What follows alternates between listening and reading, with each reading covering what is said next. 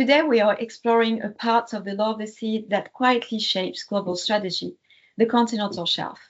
I'm joined by my guest, Bjarni Már Magnusson, Professor and Dean of the Law School of Bifrost University in Iceland, with whom I will explore the period right after the Second World War, when states first turned their attention to the seabed near the shores and secured exploration and exploitation rights. We're going to break down the main provisions of the UN Convention on the Law of the Sea, explain how it allows states to define the outer limits of the continental shelf, and more importantly, why there's so much interest in securing an extension of the seabed beyond 200 nautical miles, especially when we think about the future of deep sea mining. We're also going to talk about the importance of clearly defining the outer limits of the continental shelf, not only for states themselves, but also to help operationalize and implement the common heritage of mankind that we discussed earlier in episode 1. And finally, we're going to take a closer look at the Commission on the Limits of the Continental Shelf, how it operates, why the process takes time, and why these limits matter more and more as global attention on the seabed grows. By the end of this episode, you'll understand why sovereign rights of exploration and exploitation on the continental shelf are so crucial, and why grasping these rights is essential to fully understand the complexity of deep sea mining. Bjarni, it's a pleasure to have you actually today. You wrote a wonderful chapter in the book with Øystein Jensen, who can't be with us actually today. And your contribution was more dedicated to the continental shelf and more specifically to the extended continental shelf. So a lot of people don't know what is the extended continental shelf. So I was wondering if you could provide like a sort of an overview of the historical developments on the concept of the extended continental shelf and basically explain why this kind of strange place was created and for which purpose. Yes, thank you, Virginie, and thank you for having this opportunity to talk about this chapter that I wrote with Øystein. So if I try to explain this concept in a brief manner, when we talk about the continental shelf, the extended continental shelf, we are talking about the shelf that extends beyond 200 nautical miles. And the history of actually the continental shelf concept itself, and not only this extended part or what is called the extended part of it, is very interesting international law in the 20th century. And this concept, if we focus on the main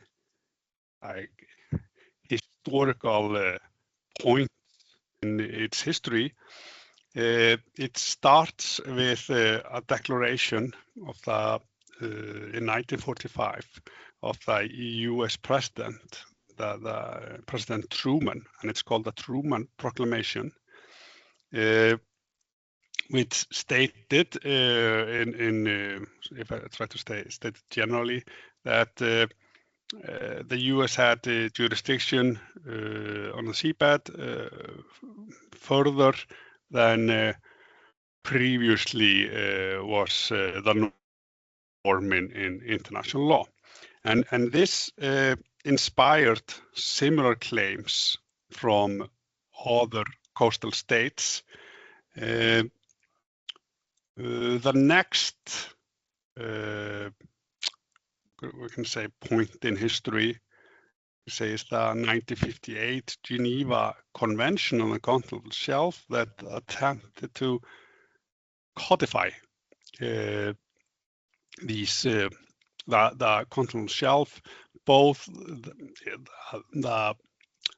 we can say how far it can extend and also what it means. But the problem is that the definition in the Geneva Convention, it lacked precision. It relied on exploitability as the main criteria, which risked overreach. So states could go as far as their technology would allow them to exploit the continental shelf, and that was the main we can say main issue that was criticized about the continental shelf concept in the Geneva Convention. And as I said, it lacked precision. It was no clear outer limits. But then, like, the technical advances and geopolitical concerns led to calls for clearer lines. And there's a famous speech by Ambassador Arvid Pardo from 1967, where he called for a new legal order that in the ocean that led to, or is one of the factors that led to, the third Law of the Sea conference, where the negotiations took place from 1973 to 1982 for a new Law of the Sea convention. That is the 1982 United Nations Convention on the Law of the Sea. And in that convention, you have an article, Article 76, that establishes clearer criteria for the continental shelf beyond 200 nautical miles, and of course within 200 nautical miles. So there is this article has 10 paragraphs, and it's a rather long article, and it establishes both geomorphological and distance-based criteria for the continental shelf, and creates a commission that you can say that oversees its application. Perhaps oversees not the right term, but states have to make a submission if they want to go beyond 200 nautical miles to this or they have to make this, or they have to document what their entitlement to the continental shelf based on Article 76, and convince the Commission that the state is entitled to the continental shelf beyond 200 nautical miles.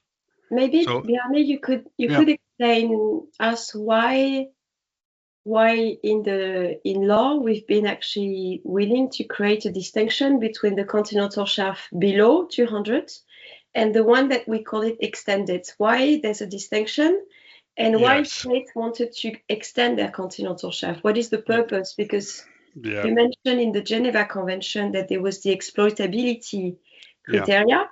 Is it only for exploration and exploitation, or is it also for different purposes? What do you think? Yes, this is a good question. So it's a difficult one. Yeah, and I'm not sure you will get a very clear answer, but I will try. So you have other maritime zones. One of the outcomes of the 1982 UNCLOS or Law of the Sea Convention is the exclusive economic zone, and the exclusive economic zone can extend to 200 nautical miles. And under UNCLOS, the continental shelf, like you can say that the continental shelf extends automatically to 200 nautical miles, despite or even though a state does not have a natural continental shelf. And this perhaps sounds odd, because the Law of the Sea Convention is using like scientific concepts, but in a legal document.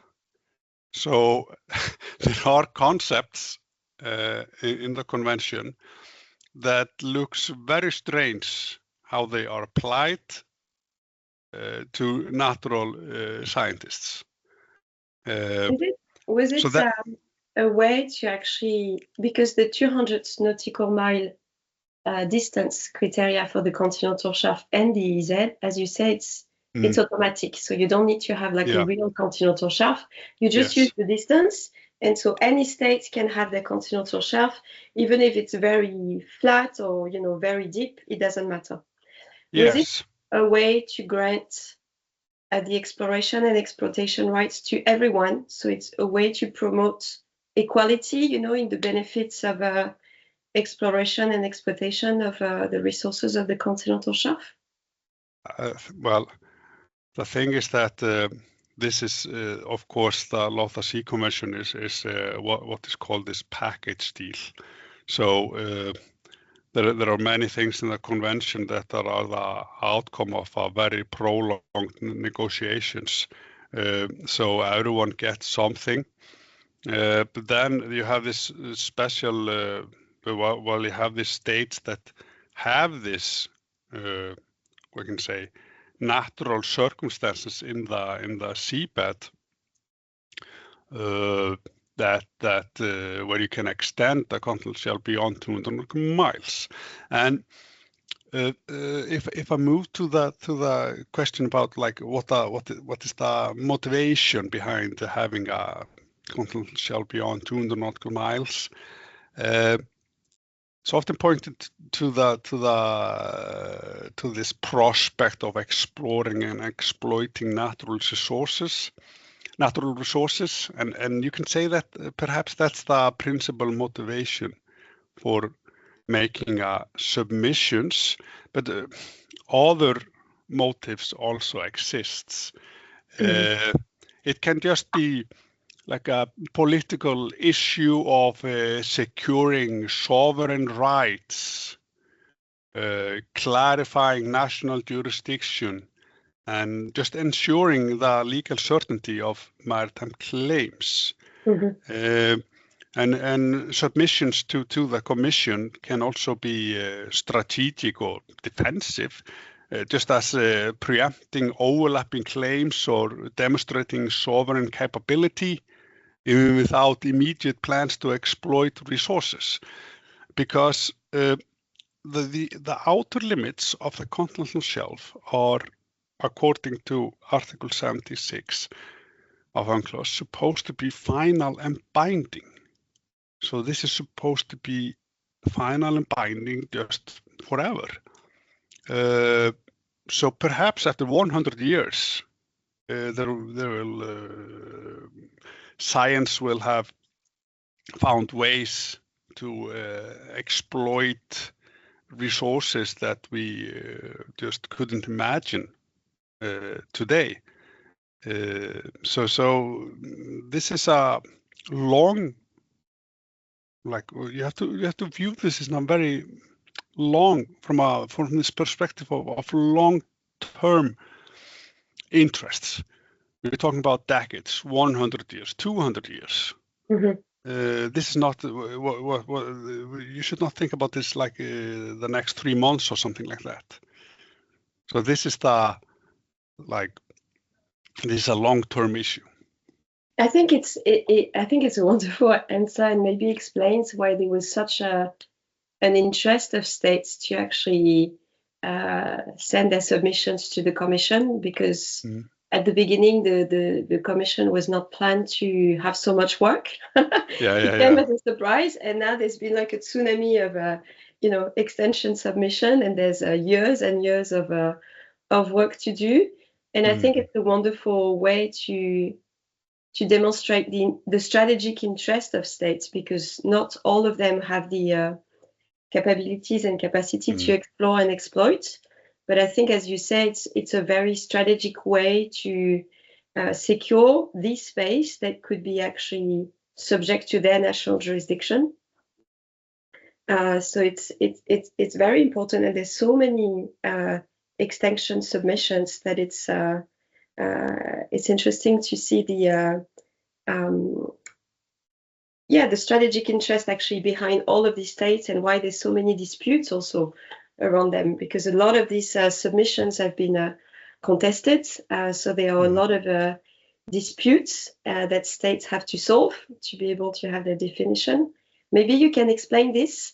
What happens when you have one state that actually wants to extend, he sends the submission to the commission, and another states actually oppose this submission and say that there's a conflict. What happens? The short answer is that if there is a dispute, then the commission is not allowed to give its recommendations unless the countries involved or states involved consent, like reach an agreement that the commission can look at this submission. The practice of states usually, do they give the agreement or they block? Well, in some instances they have blocked, but in others they have not. But this here comes in the issue of negotiations and also the difference between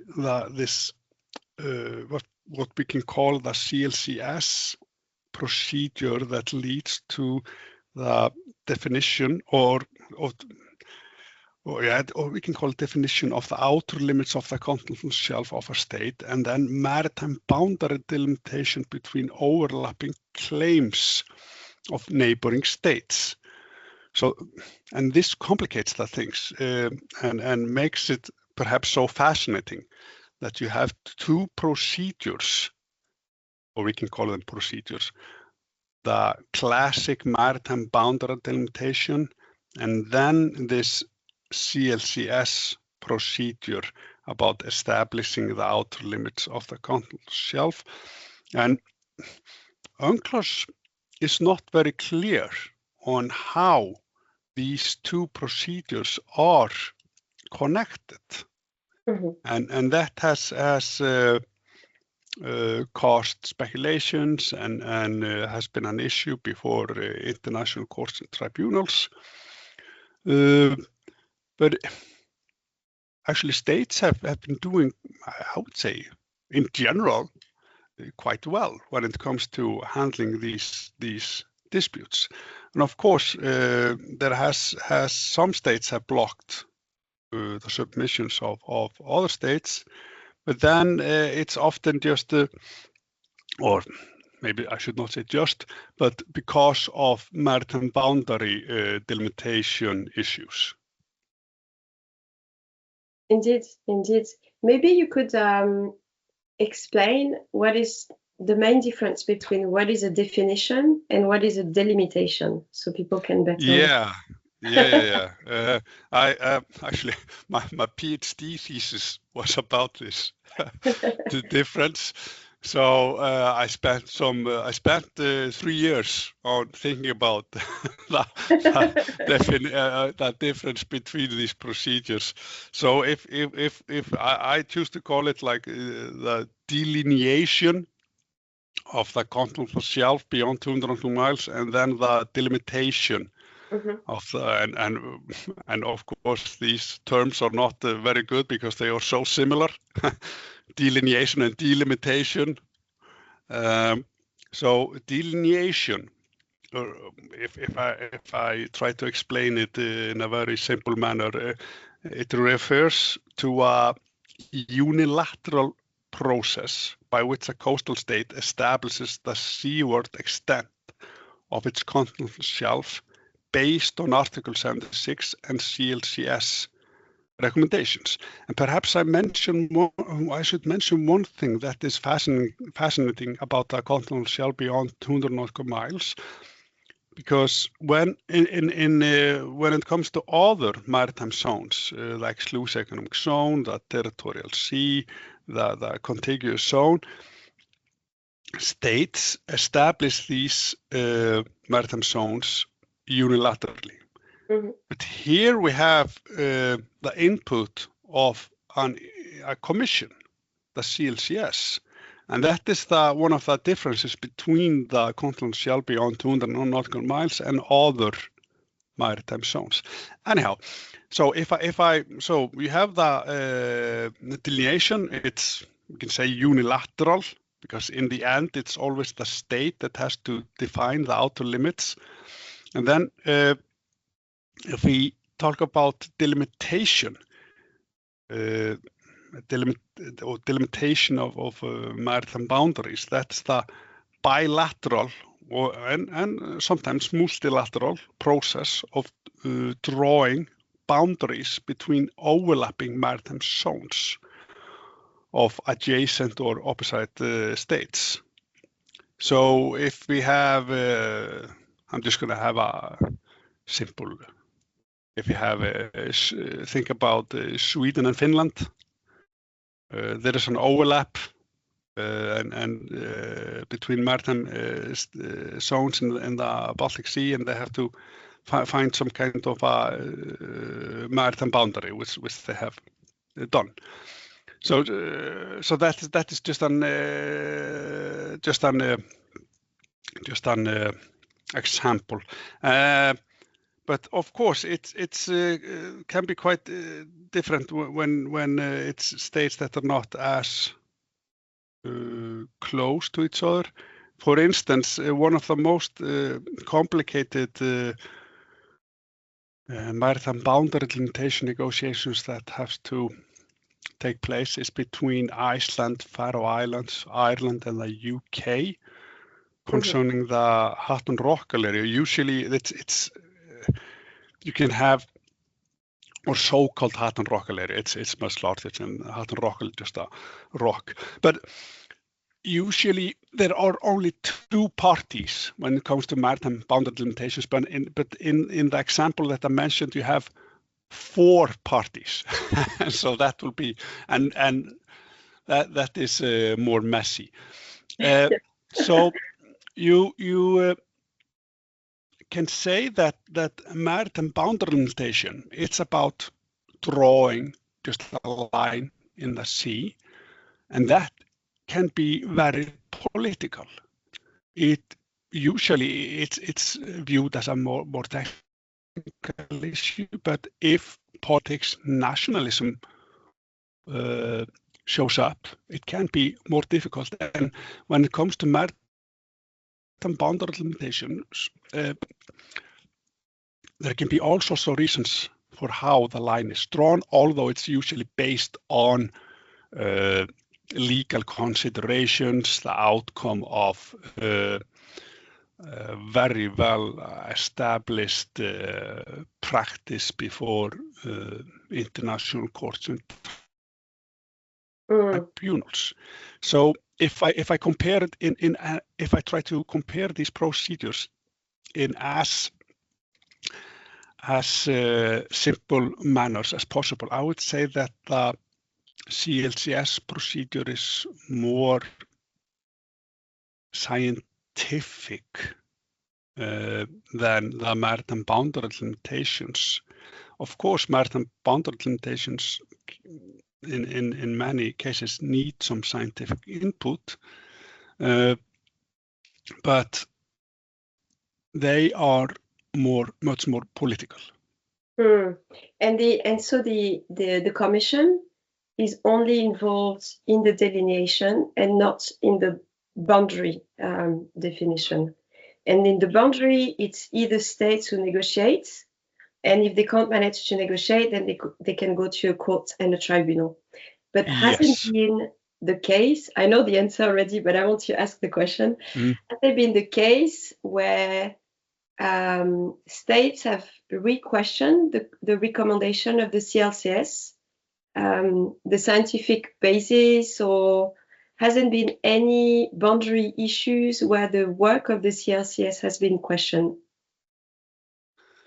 Well, Well, there are there are a few cases that have gone before international courts and tribunals. You have that concern the continental shelf beyond 200 nautical miles. There was a case before UNCLOS, the Bangladesh Myanmar case. And I was a junior counsel for Bangladesh in that case. Yeah, I was at the tribunal. I was in the legal. Okay, I didn't know that. Yeah, I did my PhD under the supervision of Alan Boyle in Edinburgh, and he was one of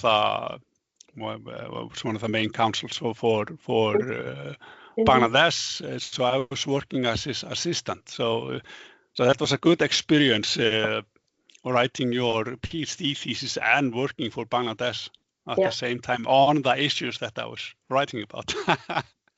But anyhow, so in that case, there were all sorts of questions concerning the connection between these two procedures, the CLCS procedures and the maritime boundary limitation procedures. And then you have other cases. A recent case was one of the Nicaragua-Colombia cases from 2023. So there are other cases where this has been done. Frankly, it doesn't pop up in my mind a case where the CLCS has been like heavily disputed, like the outcome. A case. It has more been about maritime boundary delimitations. These cases. Do you have any in mind? No, there hasn't been cases actually. No. But, no. So that could be the reason. Yeah, but you mentioned it. You mentioned in the article, and I find it very interesting. Yeah. Case of a potential illegal delineation of the continental shelf, and that will imply, for example, a coastal state that doesn't follow the recommendation of the Commission. I think this is a very interesting case. To my knowledge, it hasn't happened yet, but it could happen. What will be the implication of this case? Actually, why did you bring it? Actually, why did you raise the interest in the chapter of this specific case? So you can, of course, create these scenarios. You can create these scenarios how you can bring in cases to try to question the recommendations of the CLCS. And there are, I would say, not many, but there are possibilities to bring such cases before international courts and tribunals. But like in the end of the day, states are reluctant to bring cases before international courts and tribunals. So there would have to be something very large at stake, either just of the interest of the state or because of domestic politics. And there are not many states where the continental shelf beyond 200 miles is a huge issue in domestic politics. I was saying, as you mentioned in your article, even if states don't want to challenge actually the extent, of the continental shelf of one state, because, for example, it could have defined the limits not on the basis of the recommendation, they could have another interest, will be to defend the geographical scope of the common heritage of mankind, which is the area.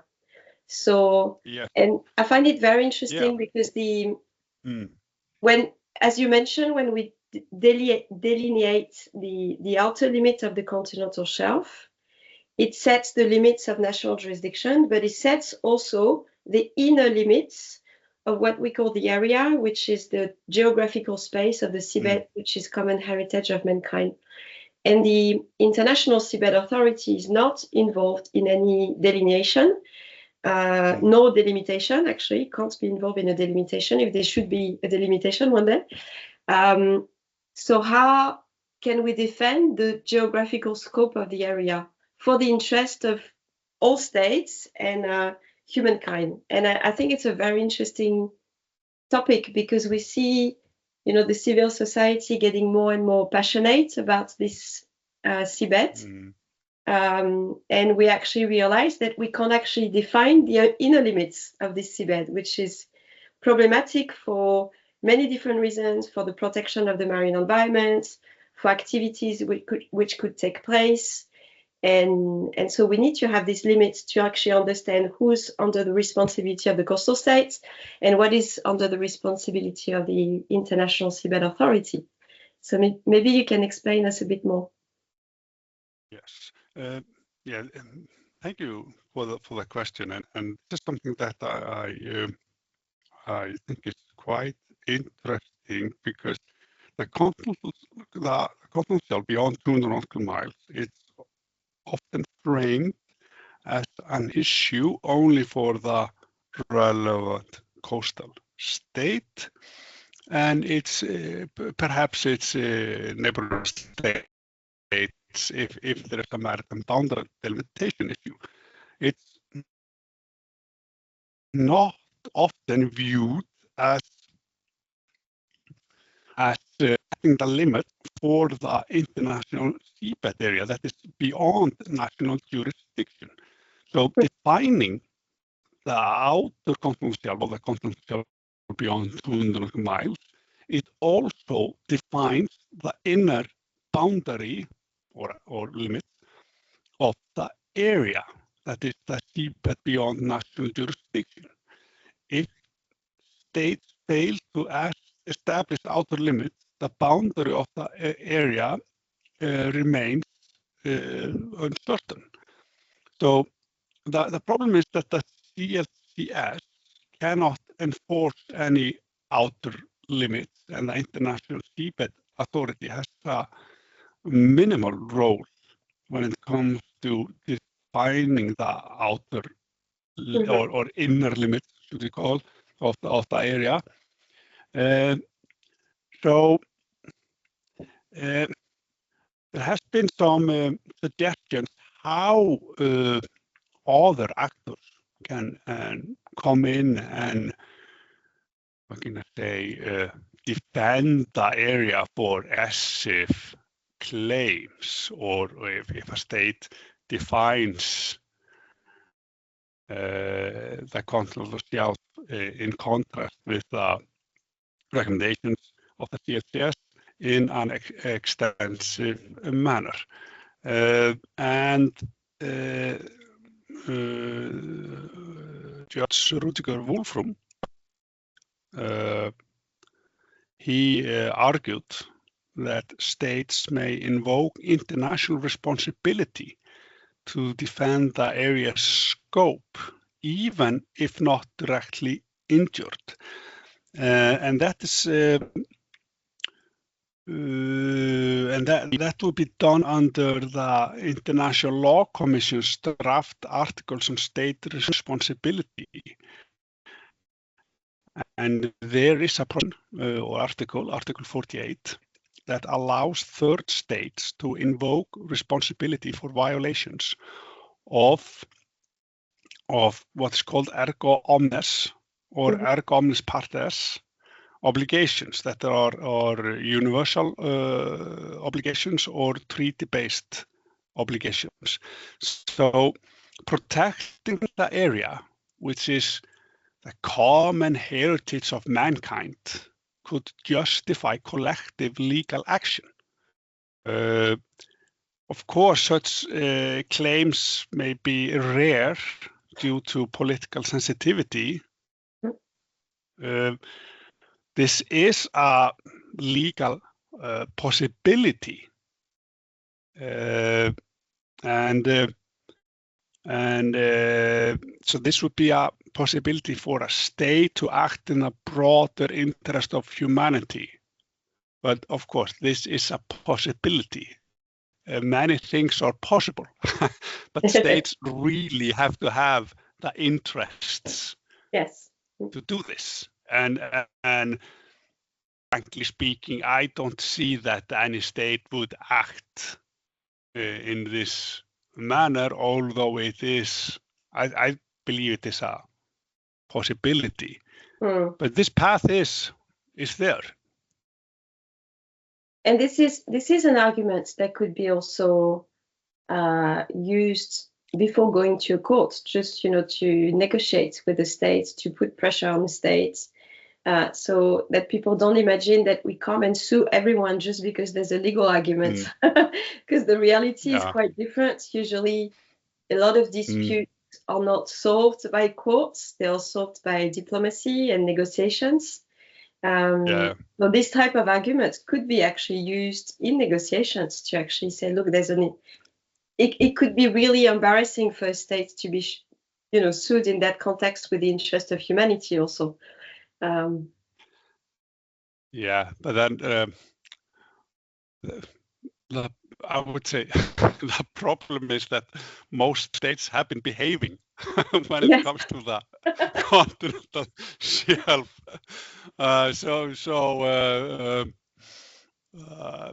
There are not, I would say that there are not many examples where this is where this can be used. But of course, the continental shelf is one of the subjects that has been, it has received a large focus in the literature.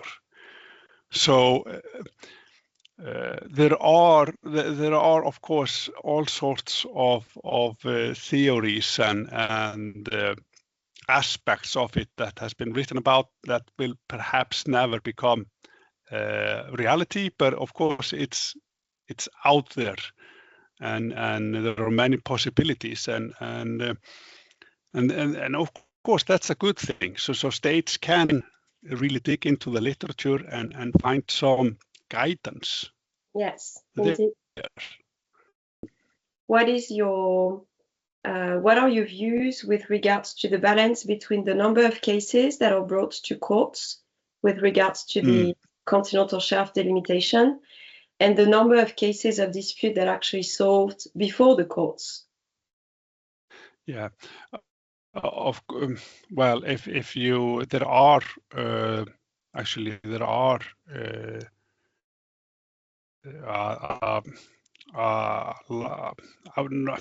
perhaps I would not say many, not many,